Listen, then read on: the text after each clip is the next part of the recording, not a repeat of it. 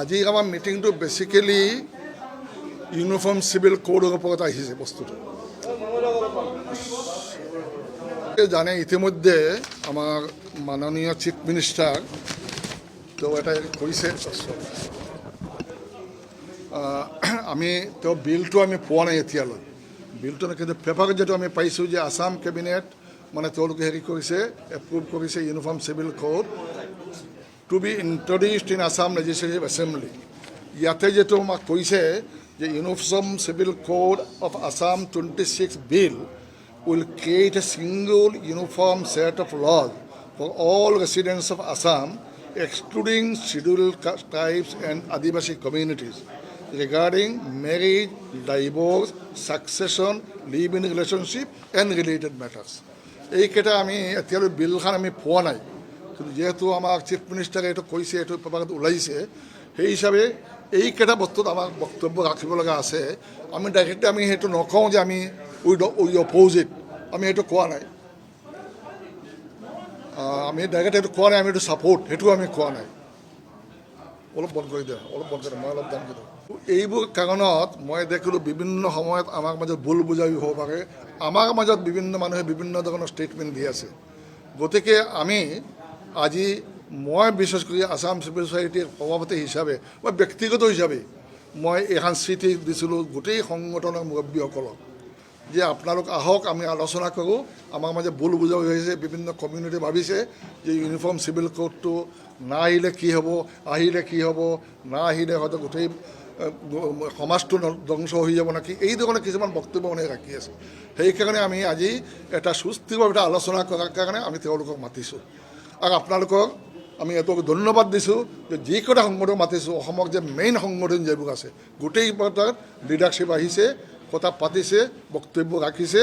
আৰু আল্টিমেটলি আমি সিদ্ধান্ত এইটো লৈছোঁ যে আমি এটা মেমৰেণ্ডাম দিম। আজি একেজন আহিছে সংগঠন, কি কি সংগঠন আহিছে আমাক জেনেকা চাই মছদ্দা হোসেনে কৈ দিব কোন কোন সংগঠন এটেণ্ড কৰিছে।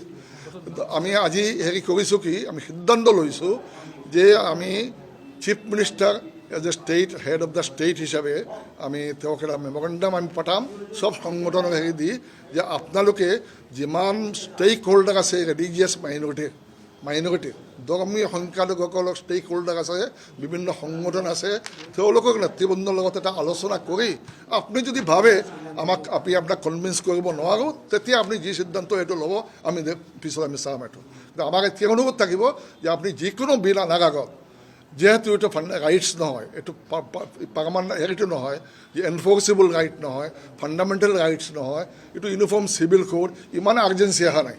আৰ্জেঞ্চি কি হৈছে আজিকালি, দ্ৰব্যমূল্য সেইটো বেছি আৰ্জেঞ্চি হৈছে। গেছৰ মূল্য হেৰি দাম কিমান, দালিৰ দাম কিমান, চেনিৰ দাম কিমান, চাউলৰ দাম কিমান, সেইটো হৈছে আৰ্জেঞ্চি। ইউনিফৰ্ম চিভিল কোড যে চাব্বিছ আনিবই লাগিব, মই ভাবোঁ এনেকুৱা কোনো পৰিৱেশ অহা নাই। গতিকে আমি সেইটো কোৱা নাই যে আনিব লাগে না নালাগে, আমাৰ লগত এটা আলোচনা কৰিব আমি অনুৰোধ কৰিছোঁ যে আপুনি আলোচনা কৰক। আলোচনা কৰাৰ পাছত যদি এটা কনচেনচাছ ওলায় ভেৰি গুড, আৰু যদি নোলায় আমি চাম কেনেকুৱা কনচেনচাছ ওলাব লাগে, ফিউচাৰে আকৌ আলোচনা আমি এইটো বজাই ৰাখিম। গতিকে আমি কোনো ৰিজিড আমি কোনো ষ্টেণ্ড ল'ব নিবিচাৰোঁ, আৰু খুব ফ্লেক্সিবল আমি অলৱেজ আমি ফ্লেক্সিবল। কিন্তু আমাৰ শৰীয়তত যদি পাৰ্চনেল ল যিটো আছে, যিটো ইণ্টিগ্ৰেল পাৰ্ট অফ ইছলাম, সেইটোত কিন্তু আমি কেতিয়াও নামানো, যিটো পাৰ্চনেল ইণ্টিগ্ৰেশ্যন। যেমন আমাৰ ৰোজা আছে, নমাজ আছে, হেৰি আছে, এইযোৰ আছে। আৰু বিশেষ কৰি ইনহেৰিটেঞ্চৰ কথাটো কৈছে, আমাৰ যিটো মেৰেজৰ কথা, এইটোতো অলৰেডি আইন আছে। CM চাহাবে যিবোৰ আনিব বিচাৰিছে, কি কৈছে, child marriage, compulsory registration marriage, already আইন ইজ দেয়াৰ। পলিগামিতো আমি আমাৰ তাতে পলিগামি ক'ত আমি এলাও কৰে চাৰিটা, কেতিয়াও কোৱা নাই ইছলামে চাৰিটা বিয়া কৰিবই লাগে।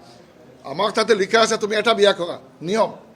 যদি কোনো পৰিস্থিতি এনেকুৱা আহে, তেতিয়া তুমি চাব যুদ্ধ এটা হ'ল, যুদ্ধ চব মতা মানুহ মৰি গ'ল, মাইকী মানুহ থাকিল, এনেকুৱা পৰিস্থিতি আহে যে তোমালোকে এটা অপশ্যন দিলোঁ, প্ৰয়োজন হ'লে ছ'চাইটিৰ ভালৰ কাৰণে তোমালোকে চাৰিটা বিয়াটো কৰিব পাৰা।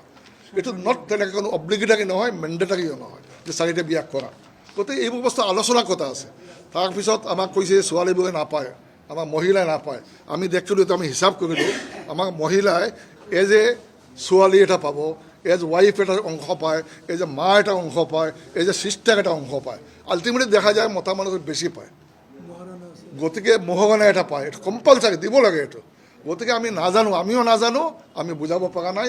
গতিকে আমাক কিছু ভাবে যে যেলোকে ইউনিফৰ্ম চিভিল কোডটো অপ'জ কৰে এওঁলোকে বোধহয় ফাণ্ডামেণ্টেলিষ্ট হয় নেকি, হেৰি নিবিচাৰে নেকি, ইণ্টিগ্ৰেশ্যন বিচাৰে নেকি। ইউনিটি ইন ডাইভাৰ্চিটি, আমাক প্ৰিন্সিপল ইউনিটি ইন ডাইভাৰ্চিটি। আপুনি হিন্দু, মই মুছলমান, হিন্দু মানুহ তোমাৰ ধৰ্ম কৰা, তোমাৰ কাম কৰা, আমাক কোনো আপত্তি নাই। আমি মুছলমান, আমাৰ কামটো আমি কৰোঁ, আমাক কোনো প্ৰব্লেম নাই, আপোনাৰ কোনো বাধা নিদিয়ে। গতিকে এইবোৰ থাকিলে আমাৰ ইণ্টিগ্ৰেশ্যনটো থাকে। কিন্তু আমি যদি ফ'ৰ্চ কৰি লওঁ না তুমি আজি এইটো কৰিব নোৱাৰিবা, তেতিয়া মানুহে কি অপ'জ কৰে। এইটো মানুহৰ স্বভাৱ, এইটো মানুহৰ স্বভাৱটো। যদি আপুনি ফ'ৰ্চ কৰে কোনো বস্তু, তেতিয়া মানুহে কিন্তু এটাক হেৰি কৰে। আমাক কথা হৈছে যে এই হোৱাই ইউ হেভ চুজন দিছ টাইম, এতিয়া তোমাৰ পলিটিকেল এজেণ্ডা হ'ব পাৰে, তোমালোকে ইলেকশ্যনত কৈছে এইটো যে এইটো হেৰি কৰিব পাৰোঁ, এইটো কিন্তু মই ভাবোঁ এইটো পলিটিকেল এজেণ্ডা নহয়, এইটো ছ'চাইটিৰ বেপাৰ, কনষ্টিটিউশ্যনৰ বেপাৰ। কনষ্টিটিউশ্যনৰ আৰ্টিকল 44 এইটো ডাইৰেক্টিভ প্ৰিন্সিপল, এইটো ভলাণ্টাৰী, এইটো মেণ্ডেটাৰী নহয়, কম্পালচাৰী নহয়। গতিকে এই গোটেই বস্তুবোৰ চাব লাগিব। মহামান্য সুপ্ৰিম কোৰ্ট বাৰ বাৰ PIL ফাইল কৰা হৈছে, সুপ্ৰিম কোৰ্টে কিন্তু ৰিজেক্ট কৰিছে, কৈছে এইটো আমাৰ কাম নহয়। এইটো ষ্টেটে মানুহৰ ষ্টেকৰ লগত আলোচনা কৰিব, যদি ভাবে এইটো ডিজায়াৰেবল ষ্টেটে এইটো আনিব পাৰে, কিন্তু কনচালটেশ্যন কৰে। বহুত কেইছত শ্বাহবানৰ কেছ আছে, চাহাবানৰ কেছ আছে। সুপ্ৰিম কোৰ্টে এইটো কৈছে যে বস্তুটো হ'ব লাগিছিল, ইমান দিন কিয় হোৱা নাই, এইটো কৈছে। কিন্তু এগেইন এণ্ড এগেইন ল' কমিশ্যনে কৈছে, 21st ল' কমিশ্যনে কৈছে যে ইট ইজ নাইদাৰ ফিজিবল নৰ ডিজায়াৰেবল, 21st ল' কমিশ্যন। তাৰ পাছতো 23rd ল' কমিশ্যন যিটো কৰিছে সেইটো বৰ্তমানে এইটো ষ্টিল গয়িং অন। গতিকে let us wait for 3rd law' commission. আৰু এইটো তুমি ইউনিফৰ্ম চিভিল নাম দিছা, এতিয়া ইউনিফৰ্ম নাম হ'ল নেকি, কিছুমানক বাদ দি দিলা তুমি, শিডিউল কাষ্টক বাদ দিলা, শিডিউল ট্ৰাইব, আদিবাসী। তুমি ইউনিফৰ্ম যদি কোৱা ইট ইজ ইউনিফৰ্ম, আৰু নাই তুমি কোৱা স্পেচিয়েল ল' বনাইছোঁ আমি, ইট ইজ স্পেচিয়েল ল', সেইটো কোৱা। It is not a uniform civil code. Uniform civil code মানে ইউনিফৰ্ম, এইটো ইউনিফৰ্ম অল, ইয়াতে কোনো এক্সেপশ্যন নাই। গতিকে মই ভাবোঁ এই গোটেই বস্তুবোৰ মই ভাবোঁ এইটো ইমান দৰকাৰী নহয় যে কালি কৰিব লাগে, 26 তাৰিখ কৰিব লাগে। আমি অনুৰোধ কৰিছোঁ অলপ ৱেইট এণ্ড চি, আমাৰ লগত আলোচনা কৰক, আমি আপোনাক বুজাম, আৰু আপুনি যদি আমাক বুজাব পাৰে আমি আপোনাক কথা মানিম। আমি কালিৰ মাজত আমি মেমৰেণ্ডামটো পঠাই দিম, মেইলত পঠাই দিম, আমি কালিৰ মধ্যে পঠাই দিম। আমি না এতিয়া শুনিলোঁ, মই এতিয়া শুনিলোঁ 25টা আমাৰ MLA চাবে ক'লে, আগৰ প্ৰাক্তন MLA যে 25 তাৰিখ কৰিব নেকি, যদি কৰেও ভাল, পাছ কৰিব 27 বোধহয় 27 এক্সটেণ্ড কৰিব বুলি শুনিছোঁ, এদিন এক্সটেণ্ড কৰিব বোধহয়, লাষ্ট ডেট কৰিব। কৰক, আমি কালি বা পৰহি মৰ্ণিঙৰ মাজত আমি এইটো দি দিম, লেটেষ্ট বাই পৰহি মৰ্ণিং 10 টাকাত দিম। না সংগঠন আজি যিবোৰ সংগঠন আহিছে, এই সংগঠনে দিছ ৱেক ডেট ৱেক গোটেই অসমটো ৰিপ্ৰেজেণ্ট কৰে। আমাৰ মাজত কোনটো সংগঠন আছে, জমিয়ত আছে, জানে আপোনালোকে। জমিয়তৰ 2টা গ্ৰুপ আছে, আজমল চাহাবৰ গ্ৰুপ, আনফৰ চাহাবৰ গ্ৰুপ, 2টা ইয়াত আহিছে। নদৱাতুত তামিৰ, ভেৰি গুড, নৰ্থ ইষ্টাৰ্ণ নদৱাতুত তামিৰত তেওঁ আহিছে, তেওঁ ৰিপ্ৰেজেণ্ট কৰিছে। তাৰপিছত আপোনাৰ আহলে সুন্নত, জমাতে ইছলামী চব ৰিপ্ৰেজেণ্ট আহি গৈছে। আমচু আহি গৈছে, সংগ্ৰাম পৰিষদ 2টা গ্ৰুপ আছে, আমচু আহিছে। এইকেইটা সংগঠন যিটো আহিছে চবকেইটা তেওঁৰ নাম কৰি দিব। মুছলিম পাৰ্চনেলৰ সদস্য আহিছে, আছাম চিভিল ছ'চাইটি আহিছে। গতিকে এই সংগঠনবোৰেই মোটামুটি অসমক এটা ৰিপ্ৰেজেণ্ট কৰে। মই কোৱা নাই গোটেই মানুহক, মোটামুটি মেজৰ এটা অংশ তেওঁলোকে ৰিপ্ৰেজেণ্ট কৰে। তাৰ মাজত আমাৰ খিলঞ্জীয়া মানুহ আছে ইয়াতে এইটো নহয় যে এটা পাৰ্টিকুলাৰ বংগীয়মূলৰ হেৰি আহিছে, খিলঞ্জীয়া মানুহ আছে, অঞ্চল আছে। আমি বিচাৰোঁ, আমি সংঘাতটো নিবিচাৰোঁ কেতিয়াও, আমি সংঘাত আমি নিবিচাৰোঁ, আমি সংহতি বিচাৰোঁ, ইউনিটি ইন ডাইভাৰ্চিটি বিচাৰোঁ। ভাই তুমি তোমাৰ কাম কৰা, আমাক কামটো কৰিব দিয়া। আমি কাৰো লগত আমি ক্লেছত যাব নিবিচাৰোঁ, শান্তিত থাকিব লাগে, ইউনিটি ইন ডাইভাৰ্চিটি মেইনটেইন হ'ব লাগে।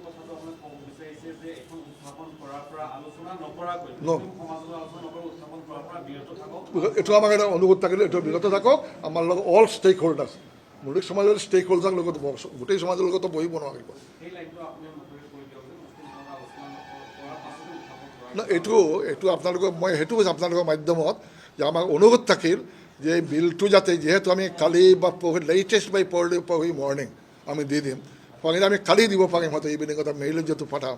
আমাৰ অনুৰোধ থাকিব যে বিলটো ইণ্ট্ৰডিউচৰ আগত আমাৰ লগত আলোচনা কৰি তাৰ পাছত যদি কনভিন্স নহয় তেতিয়া তেওঁলোকে বিলটো হেৰি কৰক। আমাক সেইটো আমি কৈছোঁ, আস্থাত লৈ আপোনাৰ কামটো কৰক। আননা সংঘাত আহিব, এটা সংঘাত, আমি সংঘাতটো নিবিচাৰোঁ। আলোচনা কৰক, আলোচনা কৰাত কি আপত্তি আছে, আলোচনাটো কৰক, আলোচনা কৰি হেৰি কৰক। চিম্পল কথা, আমি সংঘাত নহয়, আমি সংহতি বিচাৰোঁ, আমি শান্তি বিচাৰোঁ।